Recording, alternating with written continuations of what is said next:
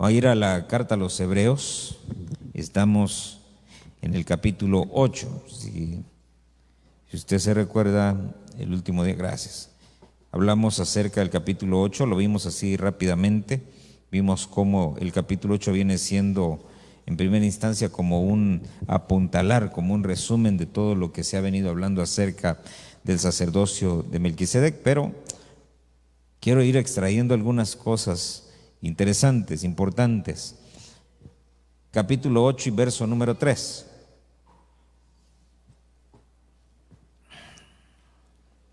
Amén, ¿ya lo tiene? Dice, todo sumo sacerdote, o porque todo sumo sacerdote, dice, está constituido para presentar ofrendas y sacrificios, por lo cual es necesario que éste también tenga algo que ofrecer. Amén. Todo sumo sacerdote está constituido para presentar ofrendas y sacrificios, por lo cual es necesario que éste también tenga algo que ofrecer. Amén. Padre, en el nombre de Jesús te rogamos, añade, Señor, bendición a tu palabra. Señor bendito, te rogamos y te suplicamos, háblanos en esta hora, Señor, en el nombre de Jesús. De acuerdo, Señor, a tu plan, de acuerdo a nuestra necesidad, de acuerdo a lo que quieres formar en nosotros, de acuerdo a aquello que quieres desarraigar de nosotros, así háblanos en esta hora. Usa, mi Dios bendito, te suplicamos y te rogamos en esta hora, Señor, esas 5 unciones ministeriales para hablarnos y edificarnos, Señor. Llénanos de tu Espíritu Santo, danos la sensibilidad de tu Espíritu para poder, Señor, apercibirnos a través de tu palabra. En el nombre poderoso de Jesús, ábrenos tu palabra, Señor, así como abriste el Jordán, así como abriste el Mar Rojo, de tal manera que podamos ver, Señor, la profundidad que hay en ella. No solo verla, Señor, sino entenderla y poder vivir por ella. En el nombre de Jesús te lo pedimos todo y te damos gracias, Señor. Amén, Señor, y amén. Gloria al Señor. Muy bien, hablamos acerca de este sacerdocio de Melquisedec, y hablando de ese sacerdocio, el verso 3 habla acerca de cómo dice un sacerdocio está constituido. Vamos a ponerle como título, ¿verdad? Un sacerdocio establecido. Este sería capítulo 8 y el número 2. Muy bien. Dice entonces ahí, todo sumo sacerdote, dice, está constituido o establecido. Era esa palabra constituido, dice en griego katistemi. Dice colocar algo, asentar algo, pero lo interesante de esto es, dice, es colocar o asentar, y aquí es donde viene, fíjese pues, permanentemente. ¿Qué significa permanentemente? Que es que no se mueve, ¿verdad? Una vez que lo ponen ahí, ahí se queda y ya no se mueve, es permanente. Y eso fue lo que me llamó la atención, porque dice ahí entonces, todo sumo sacerdote, dice, está establecido permanentemente, es designado permanentemente, es puesto permanentemente. ¿Para qué? Dice, para presentar ofrendas y sacrificios, pero él también debe de tener algo para dar. Muy bien, ¿qué dice acerca de esa palabra constituir? Fíjese que fui a ver al diccionario. Dice, el Strong también dice, significa establecer o señalar a alguien, constituirlo en una posición. En este sentido, dice, es para señalar a alguien en una posición de autoridad. Entonces, permanentemente, ahora además, dice, ¿con qué? Con autoridad. Entonces es poner algo, en constituir es poner a alguien en un lugar, en una posición de manera permanente y con autoridad. No es solamente poner a alguien, sino es con autoridad. Entonces mire qué tremendo, porque cuando uno va a ver ahí al diccionario de la Real Academia Española, dice, constituir es dotar a alguien de una nueva posición o de una nueva condición. Entonces, todo esto dice, y esto encaja con el Evangelio, porque dice que todas las cosas que son hechas nuevas. Dice, ahora fíjese, esa palabra constituir, dice, también implica obligar a alguien o que alguien está obligado a hacer algo. ¿Por qué está obligado? de acuerdo al lugar donde lo pusieron, donde lo colocaron, donde lo asentaron, eso lo obliga, vamos a ponerlo aquí,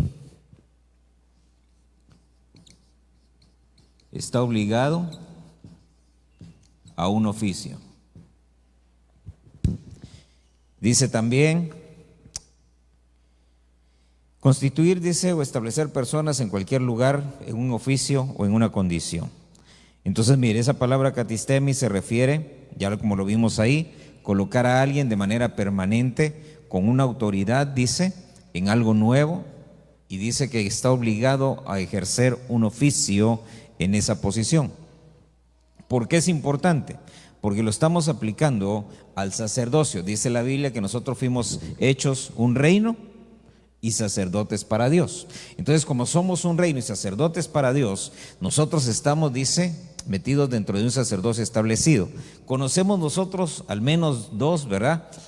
O tres, ¿verdad? Hay uno que, bueno, ahorita no viene el caso, solo lo vamos a mencionar, el sacerdocio de Madián, está el sacerdocio de Aarón y el sacerdocio de Melquisedec.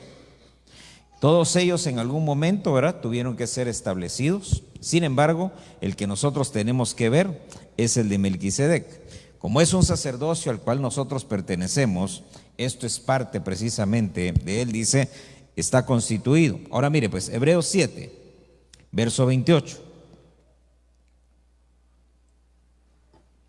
¿Cuál es la diferencia? Vamos a ir viendo las diferencias.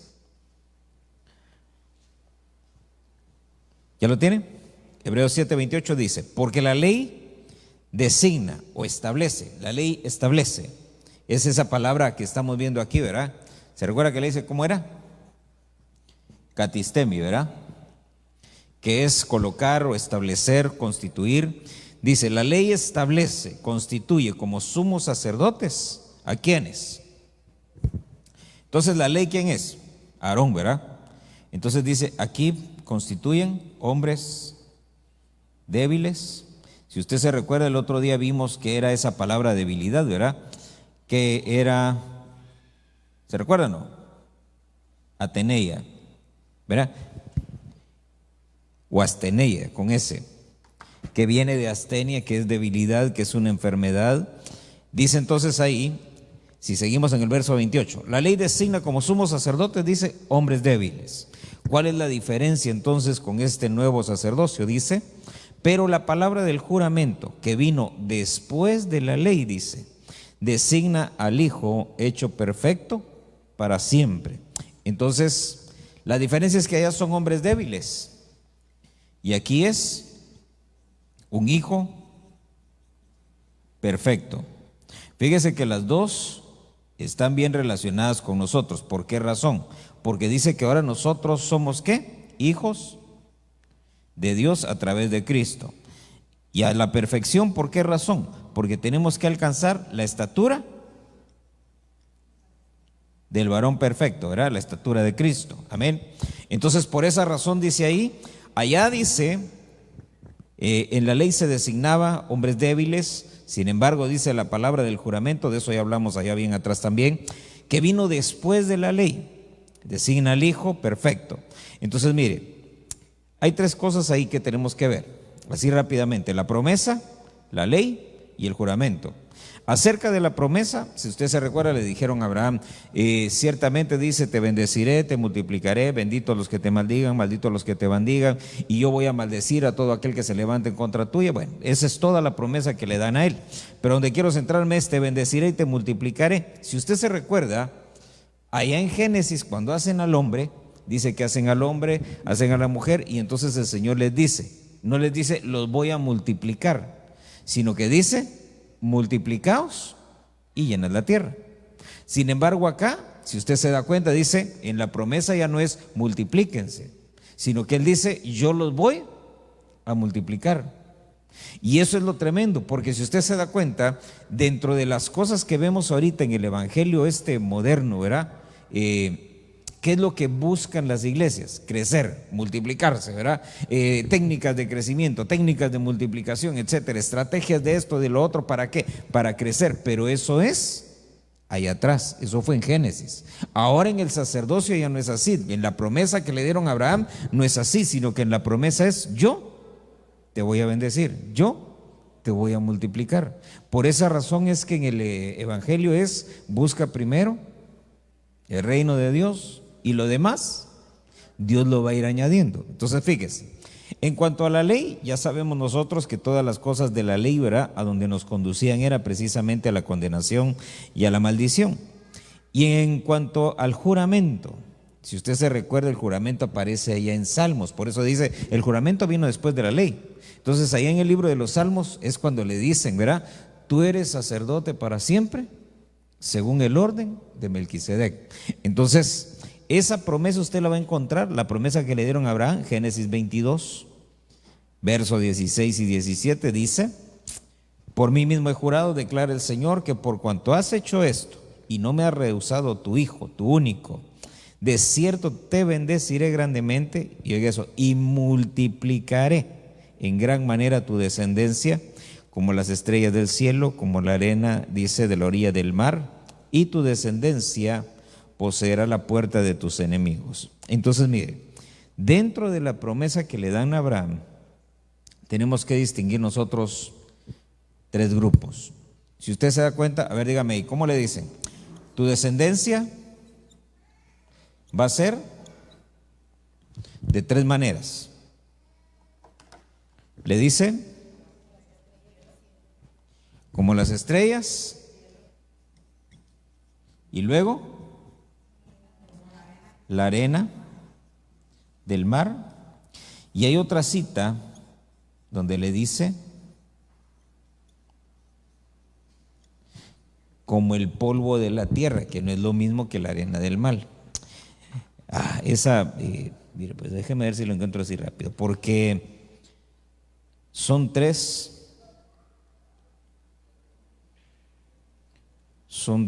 a ver. A ver, ¿ahorita qué cita fue la que le di? 22, 16 y 17. Entonces, mire, pues vamos a Génesis 28.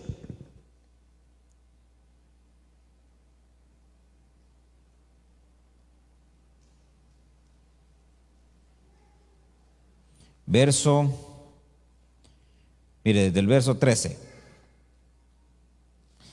Dice: he aquí el Señor estaba sobre ella y dijo: yo soy el Señor, el Dios de tu padre Abraham y el Dios de Isaac. La tierra en la que estás acostado te la daré a ti y a tu descendencia. Fíjese pues, no le dice tu descendencia será, sino que le dice también. Es decir, aparte de lo que tu descendencia ya va a ser, también va a ser. Dice ahí, también tu descendencia será como el polvo de la tierra. Te extenderás hacia el occidente, hacia el oriente, hacia el norte, hacia el sur, y en ti y en tus simientes serán bendecidas todas las familias de la tierra. Entonces ahí está, 28, ¿qué? 14, Génesis 28, 14. Entonces esa descendencia de Abraham, esa multiplicación, ¿verdad?, se vio, dice, como las estrellas, como la arena del mar y el polvo de la tierra. Cada una de ellas apunta, mire qué tremendo, ¿verdad? Las estrellas son en el cielo, es el polvo de la tierra, es un gobierno que le van a dar a Israel. Y esta arena del mar es la que en algún momento vamos a tener que estudiar. No me recuerdo ahorita me voy a recordar. Quiero que volvamos acá porque, mire pues, acompáñeme, Hebreos capítulo 2.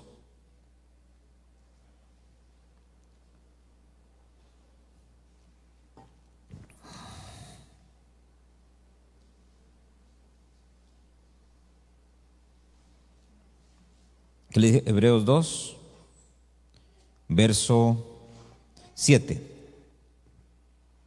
¿Ya lo tiene? Dice: le has hecho un poco inferior a los ángeles, le has coronado de gloria y honor, y le has establecido sobre las obras de tus manos. Todo lo has sujetado bajo sus pies, porque al sujetarlo todo a él, no dejó nada que no le sea sujeto. Sin embargo, o una otra versión dice, pero ahora no vemos aún todas las cosas, ¿qué dice? Sujetas a Él. Fíjese pues, ¿qué está diciendo? Dice, el Señor Jesús lo enviaste a la tierra, le hiciste un poco inferior a los ángeles, sin embargo, después de que Él resucita y sube y se presenta delante del Padre, entonces le coronaron de gloria y honor. Cuando lo coronan de gloria y honor, dice, entonces el Padre lo establece, lo constituye sobre las obras de las manos de Él, es decir, sobre todo lo que Dios había hecho. Todo, dice, lo ha sujetado bajo sus pies. Ahora lo interesante es, dice ahí, que al sujetarlo todo, dice, no dejó nada fuera de ese mandato. Sin embargo, todavía no está todo puesto debajo. Entonces es un proceso, ¿verdad? Aunque ya está la palabra de Dios ahí donde Él dice, te voy a constituir, te voy a establecer sobre la obra de mis manos, dice, sin embargo, todavía falta poner algunos. ¿Por qué razón? Si usted se recuerda, todavía está la iniquidad, todavía está el diablo, todavía están los ángeles caídos, que todos esos están fuera del mandato de Dios. Amén. Todos esos están en rebelión. ¿Cuándo es cuando todos van a estar debajo de sus pies? Cuando agarren a todos los rebeldes, los lancen al lago de fuego, y entonces ahora sí, se establece un reino no milenial, terrenal, sino un reino eterno. Amén. Un reino que va a ser allá en todas las galaxias, sobre todo lo creado. Entonces, mire, dice, aún no vemos todas estas cosas. Una de las cosas que nosotros tenemos que tener cuidado es que a veces cuando leemos, verá, asumimos. Y fíjese que con la Biblia no se puede hacer así. Usted agarra cualquier libro y usted puede leer y asumir cosas, pero con la Biblia no, sino que la Biblia lo que dice ahí la misma escritura es, medita en ella de día y de noche. Entonces uno lo que lee debe de meditarlo y no asumir que las cosas son así. Por ejemplo, cuando se habla de las obras de Dios, si usted se da cuenta, dice ahí, le has establecido, le has constituido, dice, sobre las obras de tus manos. Entonces mire, ¿cuáles son las obras de las manos de Dios?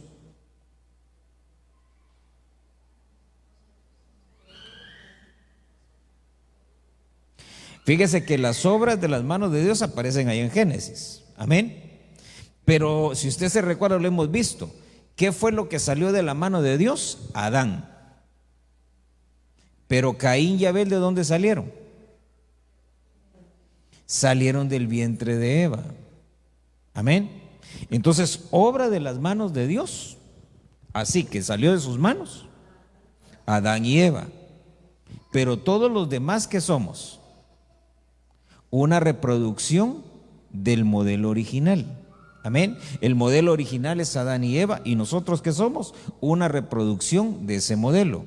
El problema es que en la medida que se va reproduciendo, ¿verdad? Se va reproduciendo, la genética se va degradando, se va corrompiendo, y entonces lo que nosotros somos ahorita ya no somos ni la sombra de lo que era Adán y Eva. Y eso, fíjese, Adán y Eva en el huerto, no fuera del huerto. Amén. Ya fuera del huerto, ¿qué eran? Ya eran seres que Dios los había hecho, pero ya se habían corrompido. Amén. Ya no eran el mismo ser que estaba ahí en el huerto. El Adán del huerto era totalmente distinto, ¿verdad?, al Adán que estaba fuera del huerto. Si usted se da cuenta, por ejemplo, estando en el huerto, ellos podían tener comunión con los animales, pero salen del huerto y ya no es lo mismo. Allá dentro del huerto le sobaban la melena al león como que fuera un gato, pero fuera del huerto, el lindo gatito, ¿verdad?, ya no era lindo gatito. Entonces mire cómo las cosas cambiaron. Ahora bien, tenemos que ver nosotros entonces, como dice acá, ¿qué son las obras, hermano, de las manos de Dios? Por eso es que allá afuera la gente dice, ¿verdad?, todos somos obra de Dios. No, no somos obra de Dios todos. Es el mismo argumento, todos somos hijos de Dios. No, no somos todos hijos de Dios. Ellos dicen y ellos asumen, ¿verdad?, porque ni siquiera han leído la Biblia, sino que a alguien oyeron predicar, o a alguien de pronto oyeron, ¿verdad?, que leyó un versículo y medio algo se les quedó, y entonces ellos asumen que así es. Pero a los que la Biblia llama, y lo hemos visto, ¿verdad?, hijos de Dios, solo dice del Señor Jesús y de Adán. Y de ahí a nosotros, ¿qué nos toca? Fíjese, le voy a dar algunas citas ahí para que usted lo vea. Fíjese que a nosotros, por esa razón, hay 3 citas bien importantes. Romanos 8:15, Romanos 8:23 y Efesios 1, versos 4 y 5, que esos hablan acerca del espíritu de adopción. Si todos fuéramos hijos de Dios, ¿para qué nos iban a dar un espíritu de adopción si ya somos hijos? ¿Verdad? Por esa razón dice, con el Señor Jesucristo se nos da un espíritu de adopción. Dice, aparte dice, se nos dio un derecho. Evangelio de Juan capítulo 1, versos 12 y 13. Entonces dice, ¿qué es lo que dice en ese evangelio? Dice, a todos, dice, los que creyeron en Él, se les dio el derecho. A ver si lo ponemos ahí, Juan 1, verso 12. A ver, sí. Dice, a todos los que le recibieron. Fíjese pues, ¿a todos qué? ¿Y el que no le recibió? A ese no, ese quedó fuera. Ya desde ahí, el que no recibió ya quedó fuera. Dice, a todos los que le recibieron les dio un derecho. El derecho de llegar a ser hijos de Dios. Es decir, a los que creen en su nombre. ¿Qué dice el verso 13? Ya estoy yo como el pastor Efraín, ¿va? Mire, verso 13.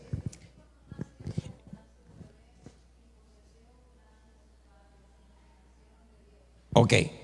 Dice, no nacieron de sangre, de voluntad de carne, de la voluntad del hombre. ¿Estos nacieron de dónde? De Dios. Ese es el nuevo nacimiento. Se recuerda que a Nicodemo le dijeron, Nicodemo, es necesario que nazcas de nuevo.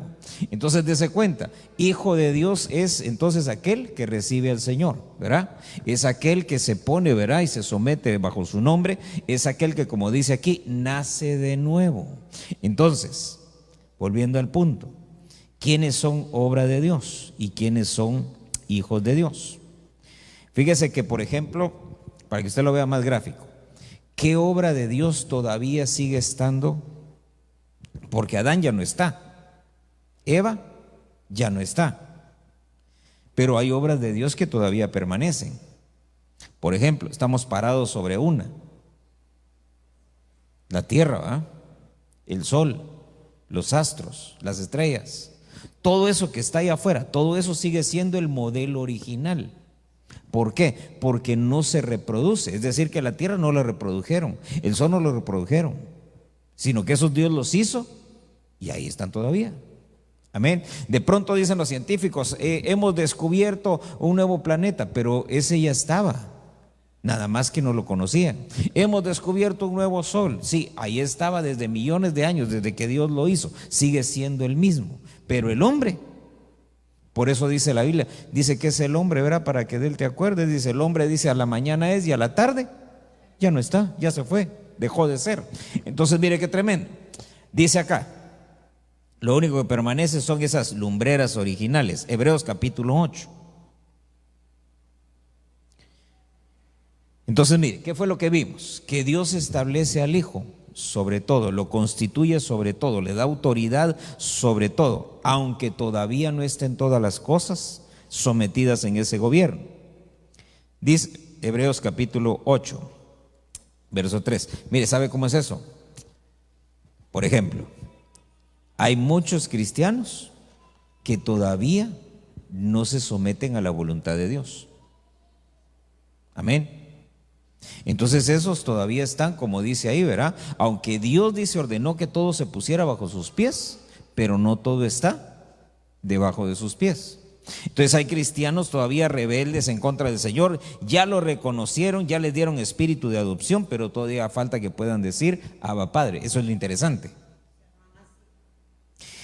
Mire, el Abba Padre, por lo que dice la hermana, ¿verdad? Más o menos por ahí va. El Abba Padre es como ese grito que da el niño, ¿verdad? Cuando nace, que sale el niño y todo, y la señal de que ya nació.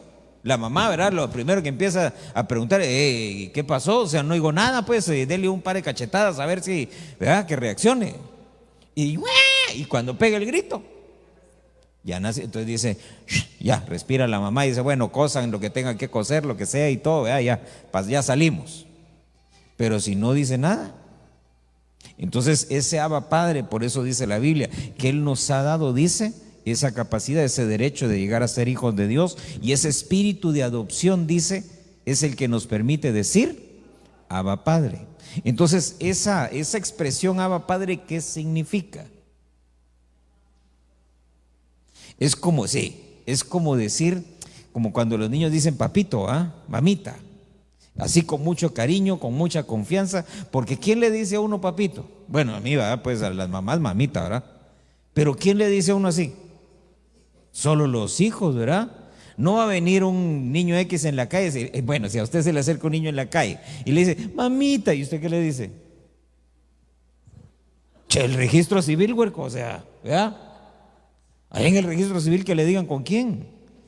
Pero el que es de uno, hasta raro es si no utiliza esa expresión. Amén. Entonces el que tiene espíritu de adopción puede decir Abba Padre, y el Abba Padre es una analogía de esa capacidad que Dios nos da de poder adorar, de poder expresarnos en adoración.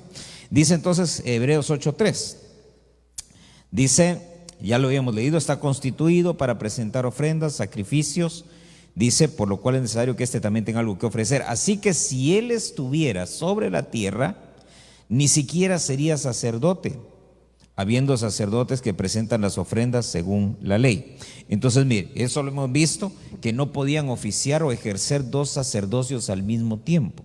Por eso es que el de Melquisedec aparece solamente para marcar, ¿verdad?, a Abraham, y le dice, mira, te doy pan, te doy vino, te bendigo, te doy esta promesa, y entonces se va, ya no vuelve a aparecer. Se menciona en los Salmos y luego hasta en el Nuevo Testamento ya nos dan todo acerca de ese sacerdocio. ¿Por qué?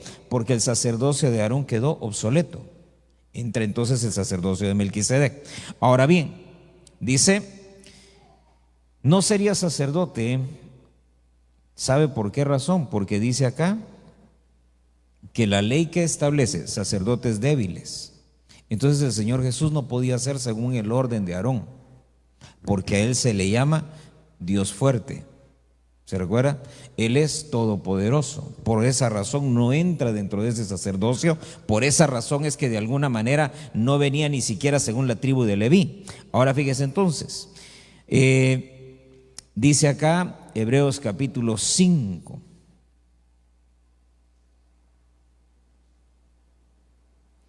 Mientras usted va ahí a Hebreos capítulo 5, uno de los fundamentos, una de las piedras, ¿verdad?, de los pilares del sacerdocio, es que dice ahí que está constituido por un lado para ofrecer, ¿verdad?, en favor del pueblo, y por otro lado dice, él mismo tiene algo o debe de tener algo que ofrecer. Entonces, mire qué tremendo eso, porque quiere decir que alguien para ser sacerdote, para poder ser sacerdote, no solo debe de tener la capacidad de recibir, sino también de dar. Y ahí va a ver, ahorita vamos a ver algunas características del sacerdocio. Fíjese que cuando dice ahí que tenía que tener algo para dar, si usted se recuerda, dice la Biblia cuando se habla acerca de la ofrenda, creo que es en 2 de Corintios, pero dice ahí que es necesario, dice, que se proponga en el corazón, que no se haga de mala gana, que no se haga por obligación, que no se haga por necesidad, y que debe de haber alegría.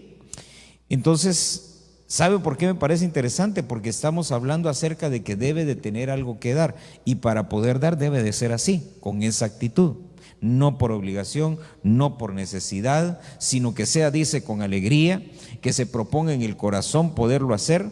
Por eso bendijeron a Abraham. Si usted se recuerda, Abraham le dice, Señor, ahora como veo que has propuesto en tu corazón y que te propusiste a dar todo lo que yo te pedí, que no te negaste, entonces ahora te voy a bendecir, te voy a multiplicar. Entonces mire qué importante es una ofrenda con la actitud correcta, no por obligación, no por necesidad. Ya tiene ahí Hebreos 5, verso 1, dice, todo sumo sacerdote tomado de entre los hombres es constituido a favor de los hombres en las cosas que a Dios se refieren, para presentar ofrendas y sacrificios por los pecados. Entonces mire, todo sumo sacerdote tomado de entre los hombres, y esta es la parte interesante, todos los sacerdotes según Aarón, ¿verdad?, fueron tomados ¿de dónde? De entre los hombres. Pero el Señor Jesucristo, fíjese, ¿de dónde fue tomado? De entre los hombres también. Porque dice en Hebreos, era necesario, dice, que tuviéramos un sumo sacerdote como este, que se compadeciera de nuestras debilidades, por cuanto él también estuvo como nosotros. Entonces fue tomado de entre los hombres. ¿La diferencia cuál era? La diferencia era las características que logró reunir y las características que el sacerdocio de Aarón no tenía. Ahí va a ver, fíjese pues. Dice entonces ahí, es tomado de entre los hombres, constituido a favor de los hombres. Este es el otro punto. Un sacerdocio es a favor de los hombres, pero no para consentir a los hombres, que es distinto. Amén. Que esté a favor, ¿qué es? Que no va a procurar hacerle daño. La ley, ¿qué era lo que hacía? Dice que la ley condenaba y la ley trajo la muerte, por la ley conocimos el pecado. Sin embargo, dice acá, si usted se da cuenta, dice, constituido a favor de los hombres en las cosas que a Dios se refieren. Entonces, el sacerdocio es para oficiar, para interceder. Se recuerda que hablamos de eso también. Dice que tenemos dos intercesores, uno aquí en la tierra y otro que está a la diestra del Padre. El que está aquí en la tierra, ¿quién es? El Espíritu Santo. Y el que está a la diestra del Padre, el Hijo. Y dice que los dos interceden por nosotros delante del Señor. Esa es la función, el oficio sacerdotal. Interceder delante del Padre a favor ¿de quién? De los hombres. Pero mire la aclaración que hace. En las cosas que a Dios se refieren. En otras palabras, va a oficiar y va a interceder a favor nuestro únicamente en aquellos asuntos que a Dios le interesan. Y en lo demás, entonces, ¿qué es lo que a Dios le interesa? Acerca de nosotros, perfeccionados, que seamos salvos, que seamos santos, ¿sí? Ahora mire pues, no me va a malinterpretar, pero ¿será que tiene Dios algún interés en que seamos ricos? Que no es malo, pero ¿será que ese es un interés de Dios?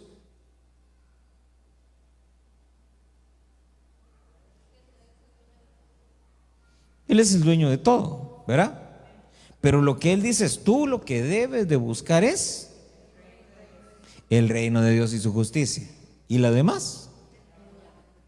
Entonces, si usted se recuerda, Abraham le dice, yo te voy a bendecir y te voy a multiplicar. Abraham se muere y no llegaban ni a 70 gentes. Entonces, ¿dónde estuvo la multiplicación?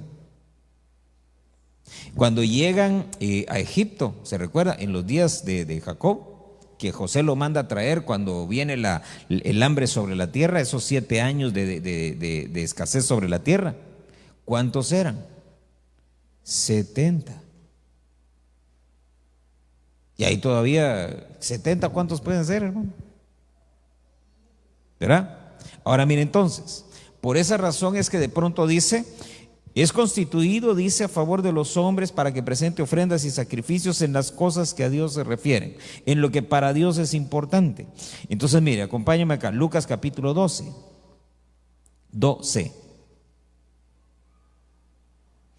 ¿Sabe que es bien tremendo? Porque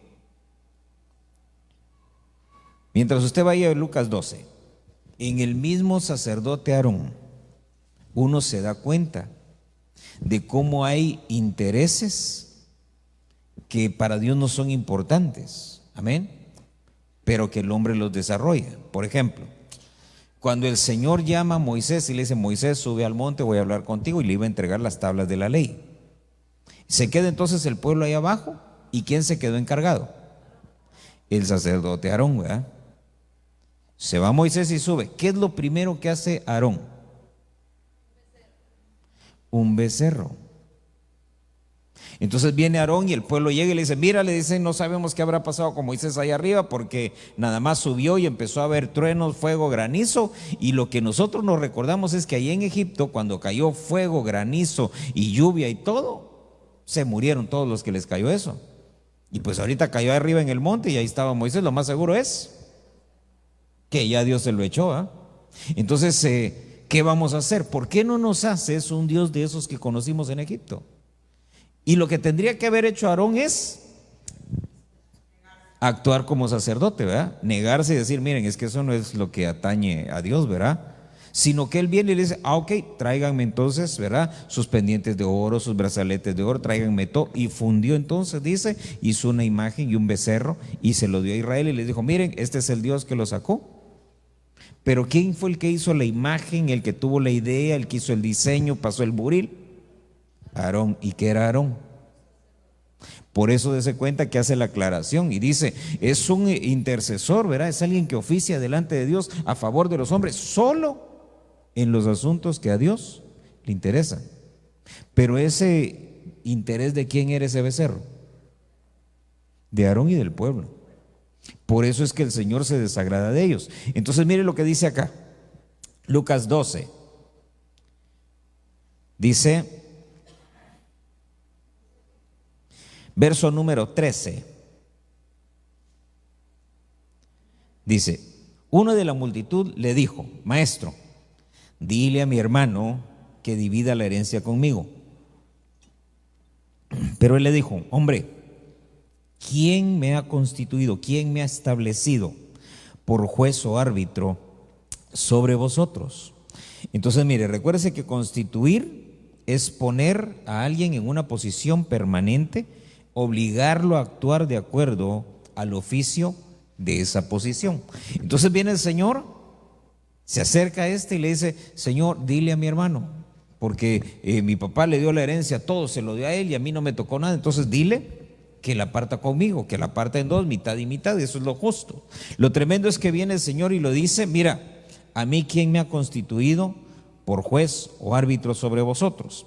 Entonces una de las cosas, mire, que tenemos que ver nosotros, es que el Señor sabía cuál era su oficio, quién lo había constituido, para qué lo habían constituido.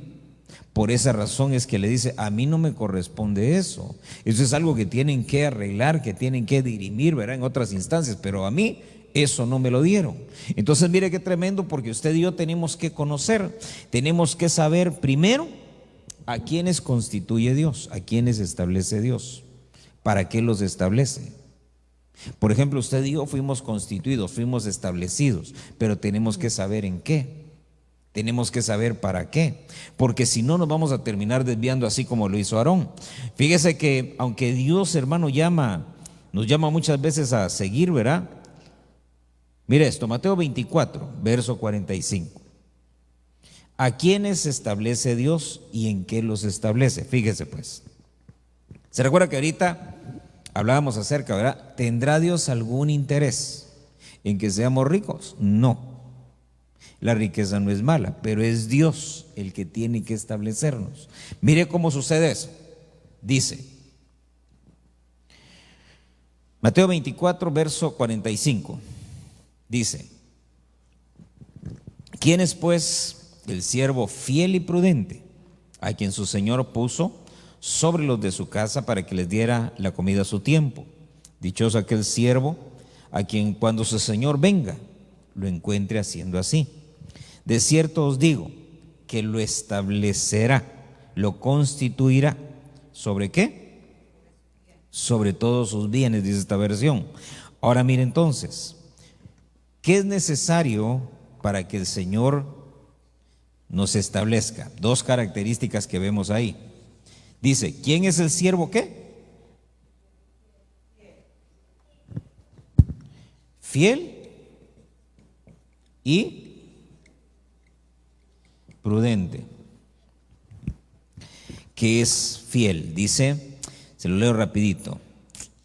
Fiel dice, del griego pistos, dice, es alguien digno de confianza, alguien que es confiable, alguien en el que se puede creer. Y también se utiliza esta palabra cuando se habla de un creyente, de alguien que es creyente, alguien que está activo en la fe. Acompáñame a 2 Corintios 6, verso 14. Entonces, mire, mientras usted va a 2 Corintios 6, leímos ahí en Mateo, dice, el siervo fiel y prudente, su Señor, dice, le va a dar entonces algo para ponerlo a prueba. Dice, lo pondrá, dice, a cargo de algo, lo pondrá a administrar algo. Y cuando el Señor venga, dice, si lo encuentra haciendo las cosas como Él le dijo, entonces, dice, lo establecerá sobre todos sus bienes. Es decir, que después de haberlo puesto sobre una tarea pequeña, lo va a colocar sobre una tarea más grande, con todo lo que eso implica. Entonces, mire, ¿perdón? Que empecé el oficio, exactamente. Mire, pues, 2 Corintios 6:14, dice: no estéis unidos en yugo desigual con los incrédulos, pues ¿qué asociación tiene la justicia y la iniquidad? ¿Qué comunión la luz con las tinieblas? ¿Qué armonía tiene Cristo con Belial? ¿O qué tiene en común un creyente con un incrédulo?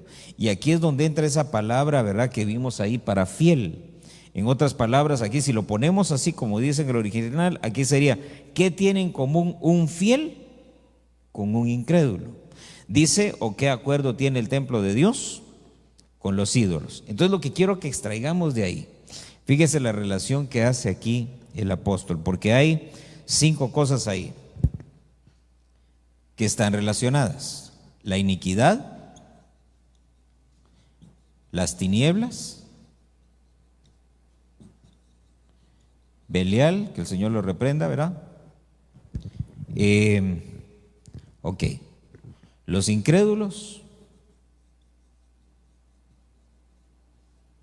y los ídolos. El que a nosotros nos debe de llamar la atención es porque es lo contrario al que es fiel.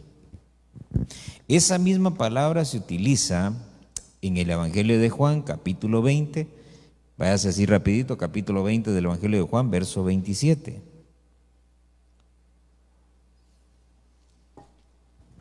Dice entonces a Tomás: acerca acá tu dedo, ve mis manos, acerca tu mano, métela en mi costado, y no seas incrédulo, sino creyente. Entonces, mire, ¿qué sucede con alguien que es así como Tomás? Ahora, mire, Tomás, lo tremendo de eso es, ¿qué era Tomás? Ya no era discípulo, porque ahí el Señor ya resucitó, ya era un apóstol. Se recuerda que dice que el Señor primero llamó discípulos, ¿verdad? Y de entre sus discípulos, dice, después escogió a 12 para que estuvieran con él. Y a estos después, dice, se les llamó apóstoles. Y entre esos estaba Tomás. Entonces Tomás era un apóstol incrédulo. ¿Pero por qué era incrédulo? Porque estaba involucrado. Por eso le decía, ¿verdad?, que el sacerdocio lo que le interesa, ¿qué es? Aquellas cosas únicamente relacionadas con Dios. ¿Se recuerda que lo leímos ahí? Es a favor de los hombres en aquellas cosas que a Dios le interesan. Pero estos incrédulos están metidos en cosas de la iniquidad, están rodeados de tinieblas, se relacionan. Acerca de este personaje, por ejemplo, menciona en la Biblia mire pues, los hijos de Elí, los amigos de, ¿cómo se llamaba el hijo de Salomón? Roboam. Se menciona, creo que también el esposo de Abigail, Nabal, y se mencionan otros más.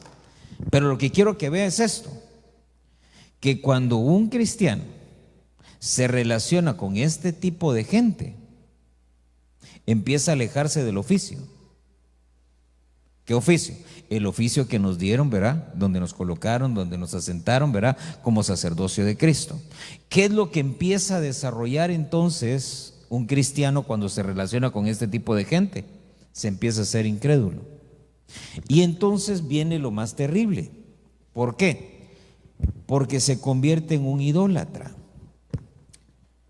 ¿Qué es un idólatra? Si usted se recuerda, los pueblos vecinos de Israel, ellos veían a Dios como un Dios más.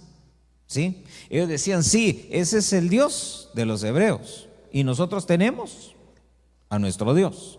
¿Cuándo era? Cuando ellos cambiaban su perspectiva, su visión acerca del Dios, ¿verdad? Del Dios verdadero, del Dios de Israel, cuando se enfrentaban con él. Y entonces se daban cuenta y decían, no, este Dios, este es el Dios verdadero. Un ejemplo, en los días de Daniel. Viene Daniel y él servía al Señor y el rey lo sabía. Creo que el rey Darío fue cuando lo metieron al foso de los leones. Y dice que Darío, cuando se da cuenta de la trampa, no puede hacer nada. Y antes de meterlo en el foso, le dice, Daniel, el Dios al cual sirves fielmente, te guarde. Y Daniel le dice, tú no te preocupes, el Dios al que sirvo sabrá guardarme de esta prueba. Y lo meten. Al día siguiente que llega el rey, y entonces dice que fue, quitaron la piedra y gritó, Daniel, el Dios al cual sirves fielmente, ¿te has sabido librar de los leones? Le contesta Daniel, rey para siempre vives, aquí estoy, el Señor envió su ángel y cerró la boca de los leones. Lo sacan entonces, y entonces ahí es donde viene el punto que quiero que vea, porque entonces viene este rey y saca un decreto, y entonces dice que el Dios al que sirve Daniel, el Dios verdadero, el único Dios, y empieza a hablar acerca de él, pero su visión cambió.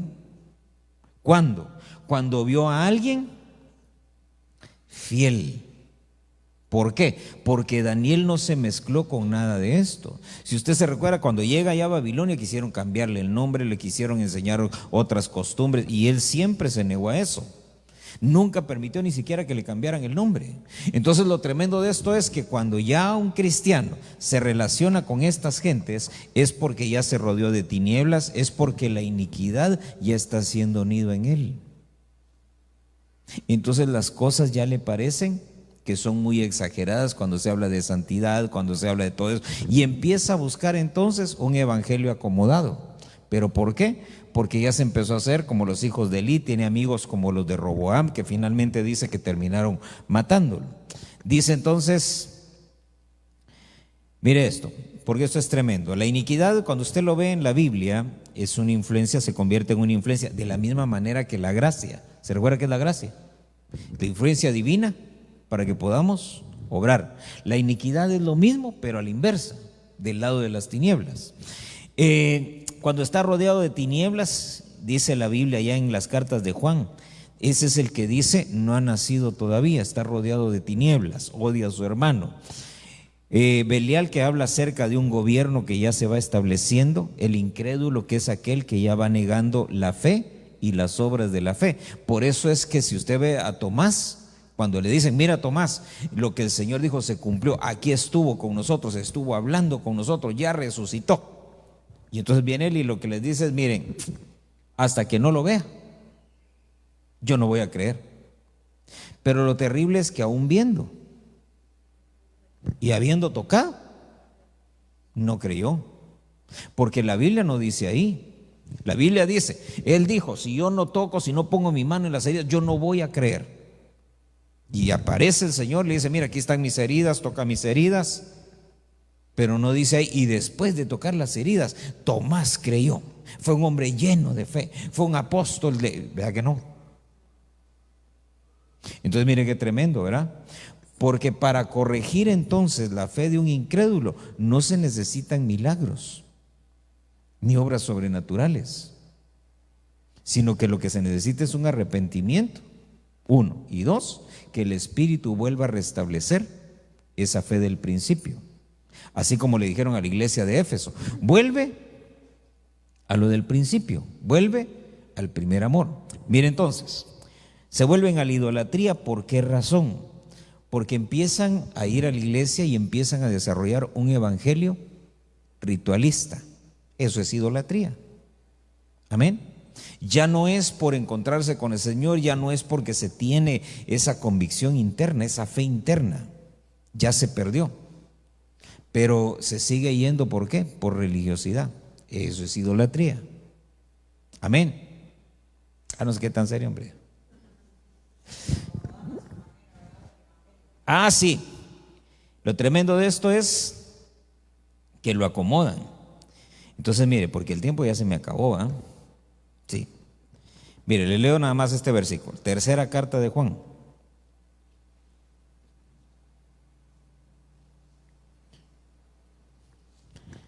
Tercera carta de Juan, capítulo 1 y verso 5. Amado, estás obrando fielmente en lo que haces por los hermanos y sobre todo cuando se trata de extraños, pues ellos dan testimonio de tu amor ante la iglesia. Harás bien en ayudarles a proseguir su viaje de una manera digna de Dios. Muy bien. Entonces, dice, amado, estás obrando fielmente en lo que haces. ¿Por quién? Por los hermanos. Sobre todo, ¿por quiénes? Los desconocidos. Porque hacerle favores a los conocidos es fácil, ¿verdad? Pero hacérselo a un desconocido, fíjese que ahí es donde a veces creo que más nos prueban y es donde más corremos el peligro de fallar, ¿verdad? Amén. Cierre sus ojos, vamos a orar. Y con la ayuda del Señor vamos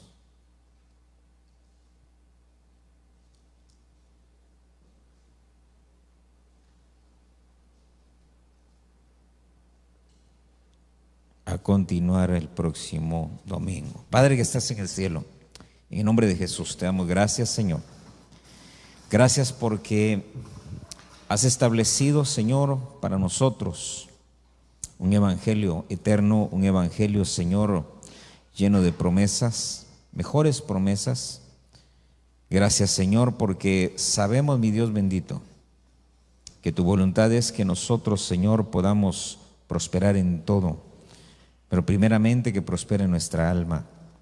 Señor, en el nombre de Jesús te rogamos, ten misericordia, que toda influencia de la iniquidad, que toda tiniebla que quiera rodearnos, que todo hijo de Belial, Señor, que quiera acercarse, Señor, para desviarnos de la fe, que toda incredulidad que se esté desarrollando en nosotros, aún toda idolatría, Señor, que tal vez sin darnos cuenta se esté desarrollando, todas esas cosas, Señor, en el nombre de Jesús las rechazamos en esta hora. Nos negamos, Señor, a entrar dentro de ese esquema, Señor, de perdición, porque queremos ejercer, Señor, el sacerdocio, Señor, en el cual nos has establecido, ese sacerdocio de Melquisedec. Queremos ser fieles, fieles en todo, Señor. Enséñanos a ser fieles en este oficio, Señor, eterno, que es el sacerdocio al cual nos has llamado. En el nombre de Jesús, echamos fuera, Señor, toda tiniebla, echamos fuera toda influencia de la iniquidad, todo pensamiento inicuo que esté tratando de establecerse, Señor, en nuestra mente y en nuestro corazón. En el nombre de Jesús lo echamos fuera en esta hora, en el nombre poderoso de Jesús. Toda influencia, Señor, de las tinieblas, toda influencia nocturna, en el nombre de Jesús la reprendemos, le echamos fuera en el nombre de Jesús. Todo desarrollo, mi Dios, de incredulidad sea detenido en esta hora, en el nombre de Jesús. Todo trabajo, Señor, de las tinieblas, Señor, tratando de robar la fe, de destruir la fe, en el nombre de Jesús, lo reprendemos en esta hora. Te rogamos, Señor, que nos des, Señor, espíritu de arrepentimiento, Señor, para que podamos volver, Señor, al primer amor, a las obras del principio, a la fe original, en el nombre poderoso de Cristo Jesús. Te lo pedimos todos, Señor, en esta hora te damos gracias. Tenemos la esperanza, Señor, de que tú nos perfecciones así, Señor, como lo has prometido. En el nombre poderoso de Cristo Jesús. Ponte de pie en esta noche con tus ojos cerrados. Vamos a entonar un canto al Señor.